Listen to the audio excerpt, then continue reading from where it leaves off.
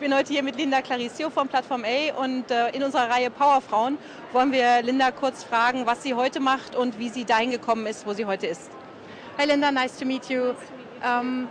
Maybe you can give our viewers a first idea of who you are and what you are currently doing, what position you are in.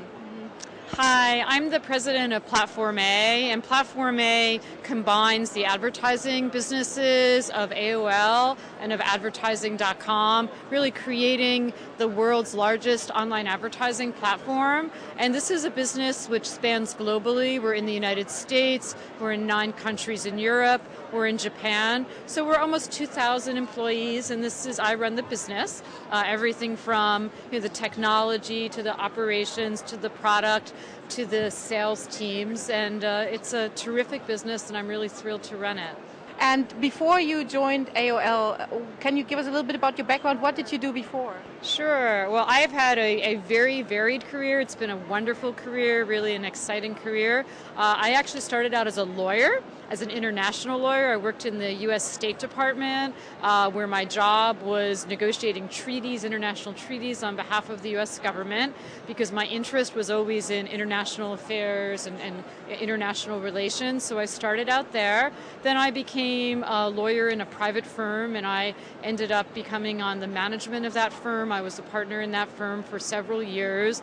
And I started working with AOL and with internet companies in the late 90s, mostly because I was interested in the new technology and in the power that the internet could bring, but also because I had 2 young children at the time, and it was getting hard to travel internationally because my children were very, very young. So I started working as a lawyer for AOL in the late 90s, and then I eventually joined AOL, running mergers and acquisitions. Then I went into the finance group at AOL, and I had a senior position in finance. And then from there, I went into an operations role, leading the advertising.com business and now leading Platform A. Wonderful. What do you think are the key factors of your success? Because you're a very successful woman in business. I think there's a lot of things. One is I've always been willing to accept new challenges as they've come. And, even if they're different, I started out as a lawyer, but then I had a number of opportunities that were outside of law, and they sounded interesting and they sounded exciting, and I had the confidence to try them and to take them on. So I think being flexible, not being afraid to take on new challenges. Being a mom has actually been great for me because I've always worked full-time while I've been a mom and I've worked full-time, but being a mom has helped me be more efficient, has helped me really, drive, better results. So being a mom has actually helped me as a career woman. But what can you recommend what young women really should do if they want to also be successful in marketing and advertising or in business in general? What do they need to consider when they are young, when they're still getting educated?